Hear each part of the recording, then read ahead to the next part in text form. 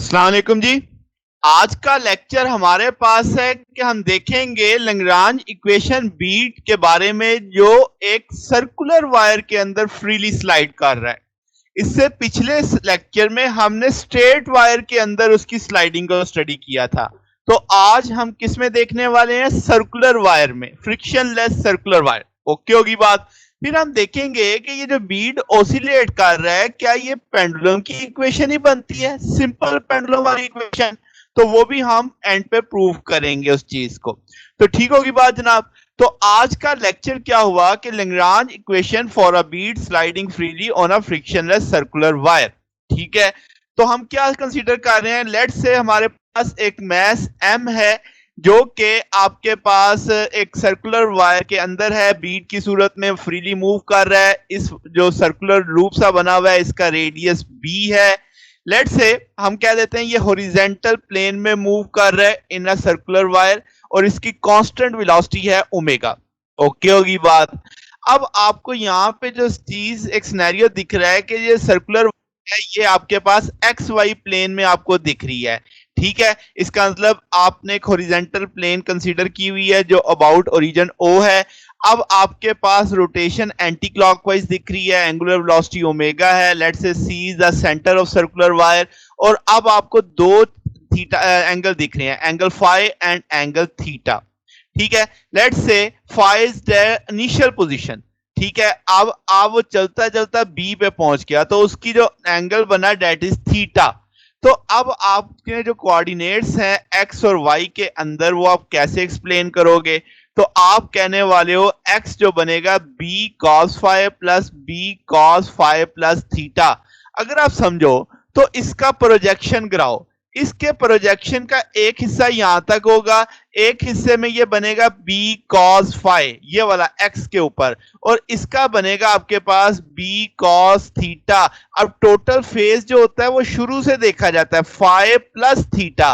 तो वही चीज यहां पे लिखी गई है कि अब जो आप बी का लिखोगे that should be b cos phi plus theta, यानी शुरू से यहां तक प्रोजेक्शन गिरा दो तो वो अब आपका जो प्रोजेक्शन बनेगा यहां से वो बनेगा b cos phi plus theta के तौर पे। ओके होगी बात। अब हम जानते हैं कि भाई फाई बराबर है ओमेगा टी के, यहाँ पे फिग में भी आपको दिख रहा है, तो जहां जहां फाई आ रहा है उस जगह मैंने ओमेगा टी मेंशन कर दिया है। इसी तरीके से अब अगर आप वर्टिकल कंपोनेंट देखना चाहते हो तो पहला वर्टिकल कंपोनेंट यहां से निकाल लो, तो वो अब आपके पास क्या आ जाएगा?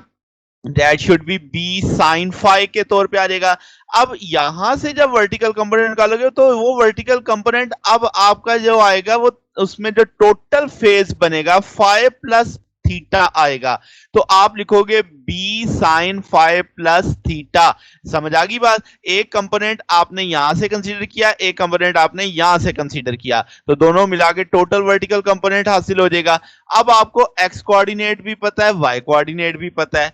अब अगर आप बीड की सूरत हाल को देखो तो बीड आप कहोगे सिर्फ वायर में मूव कर सकता है, इसका ना सिर्फ एक डिग्री ऑफ फ्रीडम है उसके पास, तो एक जनरलाइज कोऑर्डिनेट होगा और वो जनरलाइज कोऑर्डिनेट क्या होगा? थीटा। ठीक है, अब आपको समझ आ रही है कि अब आपने जो लैग्रांज इक्वेशन बनेगी वो एक ही बनेगी और वो थीटा आपके बनेगी, थीटा कोऑर्डिनेट के लिहाज से बनेगी। तो अब आप काइनेटिक एनर्जी चाहोगे, पोटेंशियल एनर्जी चाहोगे। काइनेटिक एनर्जी आप जानते हैं 1/2 mv² होती है, यानी आपने एक कोऑर्डिनेट का डॉट लेना होता है। अब यहाँ पे चूंकि दो कोऑर्डिनेट हैं तो दोनों का मैं वेलोसिटी बना के सम करके टोटल आपके पास आ जाएगा। वो कैसे आएगा? अब आप पहले अगर इसका एक्स का वेलोसिटी बनाओ, वाई की वेलोसिटी बनाओ, फिर टोटल वेलोसिटी के लिए दोनों को सम कर दोगे। ठीक होगी बात। तो एक्स मौजूद है, एक्स डॉट लेना है, तो एक्स डॉट कैसे आ जाएगा? अब आप लिखोगे एक्स डॉट बराबर है minus b cos omega t की जगह क्या आ जाएगा? Sine omega t with negative sine, और एंगल का डेरिवेटिव लोगे तो ओमेगा बाहर आ जाएगा, तो minus b omega sine omega t. Okay होगी बात। अब यहाँ पे क्या है? B cos omega t plus five. अब इसका जब आप डेरिवेटिव लोगे तो b sine omega t plus five with negative sine आएगा, एंगल का डेरिवेटिव लोगे तो क्या आ जाएगा? ओमेगा प्लस थीटा डॉट, क्योंकि दोनों पे डी आपने dt से डिवाइड करना है ना, तो ओमेगा टी को भी dt से डिवाइड करना है, थीटा को भी dt से डिवाइड करना है, तो थीटा डॉट आएगा, यहाँ पे सिर्फ ओमेगा बचेगा, तो उसे शुरू में लिख देंगे minus b omega plus theta dot sine omega t plus five. तो अब आपको x से x डॉट बनाना समझ आ गया कि आपने जस्ट डिफरेंशियल किया इसको, ठीक है। अब इसी तरीके से y है, y का y डॉट ले लेंगे, तो अब आप कहेंगे b साइन ओमेगा टी की जगह क्या आ जाएगा, b cos omega T, angle का डिफरेंशियल क्या होगा ओमेगा, वो बाहर लिख देंगे। फिर अगली चीज क्या है, b sign omega t plus theta, तो अब आप कैसे लिखने वाले हैं, आप लिखने वाले हैं कि जनाब आपके पास ये आ जाएगा b sign omega t plus theta dot के तौर पे आ जाएगा, और साइन की जगह क्या ले जाएगा, cos omega t plus theta. अब चूंकि आपके पास कोऑर्डिनेट चेंज हो जाएगा तो साथ में क्या आ जाएगा, नेगेटिव साइन आ जाएगा आपके पास, ठीक होगी बात। तो अब आपने इस चीज को भी ध्यान रखना है। अब आपके पास क्या है जनाब, x dot square plus y dot square, यानी टोटल वेलोसिटी आपको चाहिए, तो दोनों x डॉट का स्केयर प्लस y डॉट का स्केयर, इसका भी स्केयर ले लेंगे, इसका भी स्केयर ले लेंगे, आपस में सम अप करेंगे तो 1/2 mv स्केयर आ जाएगा आपके पास। तो जनाब टोटल आपकी काइनेटिक एनर्जी इस शक्ल में आ जाएगी 1/2 mv square, mv square common ले लिया actually, sorry b square common ले लिया, तो 1/2 mv square omega square plus theta dot plus omega whole square plus 2 omega theta dot plus omega cos theta के तौर पे ये इक्वेशन अब आपको हासिल होने वाली है, ठीक हो गया। पोटेंशियल एनर्जी जीरो है क्योंकि हॉरिजॉन्टल प्लेन में है और वो चेंज ही नहीं होगी, ना वो ऊपर जाएगा नीचे जाएगा किसी एक पोजीशन से, तो उसकी वेलोसिटी में उसके पोटेंशियल एनर्जी में कोई चेंज नहीं आएगा, यानी वो एक ही रेफरेंस पोजीशन पे मूव करता रहेगा, तो उसकी हाइट में कोई चेंज नहीं आने वाला, तो स्टेट में भी कोई चेंज नहीं आएगा, तो आपके पास हम बोलेंगे उसका पोटेंशियल क्या होगा, जीरो होगा। तो लैग्रांज फंक्शन आपके क्या है, L equal to t minus v, तो जनाबे वाला अब आपने t की वैल्यू यहां से उठा के इधर प्लेस कर दी, v तो है ही जीरो। तो अब आप लैग्रांज इक्वेशन जाते हैं, D by D T partial L over partial theta dot minus partial L over partial theta, क्योंकि जनरलाइज कोऑर्डिनेट थीटा की लैंग्वेज में था तो मैंने क्यू की जगह क्या कर दिया, थीटा कर दिया, समझ आ गई बात। अब आप ये जो इक्वेशन बना चुके हैं इसमें अब आपको क्या क्या चाहिए, partial L over partial theta चाहिए, partial L over partial theta dot चाहिए। तो अब आप पहले इसमें थीटा डॉट ऑब्जर्व करो, तो यहाँ पे थीटा डॉट आ रहा है, ये तो जीरो हो जाएगा जब आप थीटा डॉट के लिहाज से डिफरेंशियल करोगे। तो अब आपके पास 2 नीचे उतरेगा, वो 2 से कट जाएगा, ठीक है, 1/2 mb अंदर आ चुका है। तो अब आपके पास क्या है, theta dot plus omega, omega अब अगेन आपका क्या है, कांस्टेंट होने के नाते जीरो हो जाएगा, तो यहाँ पे 2 नीचे उतरा, 2 से कट गया, mb थीटा डॉट आ गया आपके पास, क्लियर।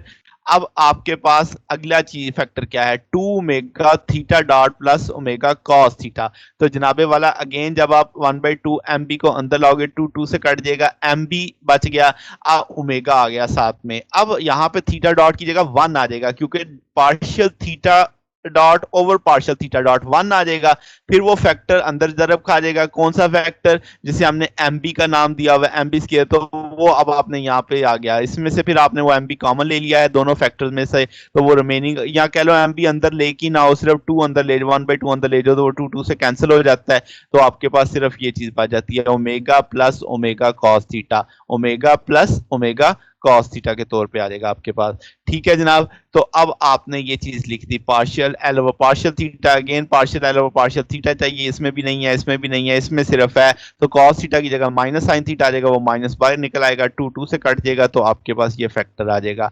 अब आपने ये दोनों फैक्टर इक्वेशन नंबर 4 में प्लेस कर देने हैं, वो हमने वहां पे प्लेस कर दिए। अब ये जो फैक्टर है partial L over partial theta dot, इसका डी बाई डी टी लेना है, तो जब आप इसका डी बाई डी टी लेंगे तो थीटा डॉट है तो थीटा डबल डॉट हो जाएगा, ठीक है, ओमेगा जीरो हो जाएगा क्योंकि आपके पास ओमेगा कांस्टेंट है, तो ओमेगा कॉस थीटा की जगह आप क्या लिखोगे, जब सॉल्व करोगे तो ओमेगा साइन थीटा आ जाएगा और फिर साथ में एंगल का डेरिवेटिव थीटा डॉट आ जाएगा, समझ आ गई बात। तो ये चीज है अब आपके पास।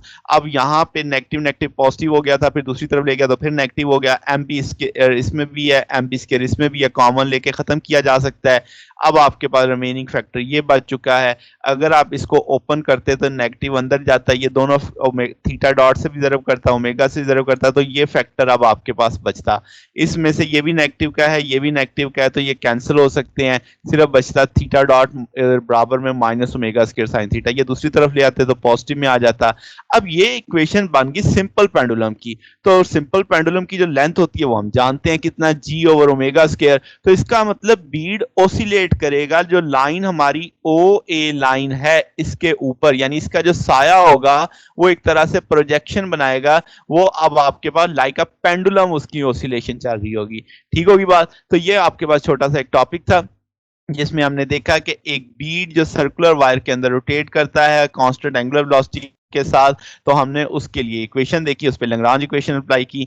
तो जनाब अगर आपको इसमें कोई डाउट हो, कोई चीज़ समझ ना आई हो तो नीचे कमेंट्स में पूछ सकते हैं। वीडियो अच्छी लगी हो तो वीडियो को लाइक कीजिएगा, दोस्तों के साथ शेयर कीजिएगा, चैनल को भी सब्सक्राइब कर दीजिएगा। अब तक के लिए इतना ही, बाकी इंशाल्लाह फिर नेक्स्ट देखेंगे। ओके, अल्लाह हाफिज।